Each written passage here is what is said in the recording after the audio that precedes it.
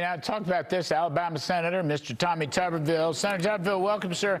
So you heard Mr. Trump, flexibility, and he brought everyone to the table. You know, I was talking to Senator Blackburn and others. They didn't go to the Chinese table. They went to the United States American Donald Trump table. So it looks like Trump's art of the deal was correct all along, Senator Tuberville. What do you make of it? Well, you're exactly right, Larry. We got a lot of panicans here in the Capitol, but at the end of the day, President Trump holds the cards. All those cards are the American taxpayers, Larry. They're behind President Trump. They understand what he's trying to do. This is going to be our last chance. We'll never have a president like him again, simply for the fact that he knows what he's doing. He's a business guy, and he knows that we cannot continue to let China steal, defraud us, do everything possible to build our country up while we're going south. We need to continue this. And again, we need to work with these people. You know, he's got them standing in line at the White House. I'm sure that's one of the reasons he had a 90-day pause where countries were just waiting to get in the door, but China's not coming. I'm for just hammering China. Keep putting tariffs on them, make them hurt, because they are building right and left their military that one day they think they're going to take us on. We cannot allow that to happen, Larry. You know that. Well, I think one of the offshoots of the discussion with China for Mr. Trump, look, 125% tariff. China's not going to be able to sell into our market, but selling all their subsidized manufacturing stuff with cheap wages, that's their whole economy. So we are just cutting them off at the knees. I guess what I'm saying is Trump is completely outfoxed Xi Jinping. Trump is the master of the chessboard, not Xi.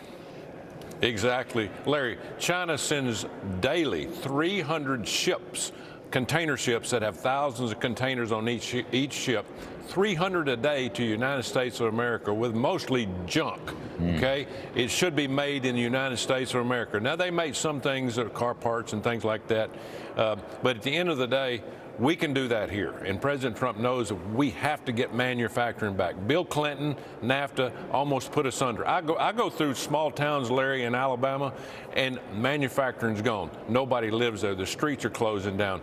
If we don't get it back now, it'll never happen. What are your folks in Alabama saying about the trade deal and all the discussion that goes with it? Well, you got some car manufacturers that say, you know, we got a problem, maybe a problem with powertrains coming in, you know, from some of the car dealers and our manufacturers. But at the end of the day, the ones that I'm worried about the bottom 50% of the people that actually work in this country, the people that make $50,000, $60,000 and below, and our farmers. Larry, my God, if we don't do something to help our farmers, it's over. We lost 150,000 farmers during the Biden administration. They are having a terrible year this year with the weather. Planting season is going on right now. They're going to have to replant. They're going to have a tough time even getting close to making profit. So he has to help with the commodity prices, and President Trump will do that with these tariffs. You know, we made a deal with the phase one trade deal with China. They're supposed to have purchased a lot of farm commodities. They never did. They broke the deal. So now the farmers are in trouble. What do you want federal spending for the farmers, subsidies for the farmers, tax cuts? Tell me what you want.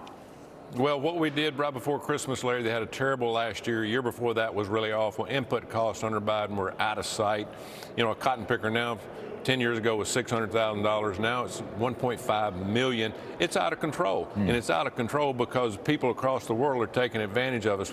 We gave them $10 billion, the farmers, right before Christmas, to get a loan for this year's crop. Now, again, what I just tell you, they planted their crops in the South, and they just got wiped out. We got 10, 15 inches of rain. And so it's going to be tough on the farmers, but I'll tell you, they're resilient. They'll work hard. All we need to do is help them just a little bit, and they'll be there. Yes, sir. Yes, sir. Senator Tommy Tuberville, thank you for your wisdom. As always, folks.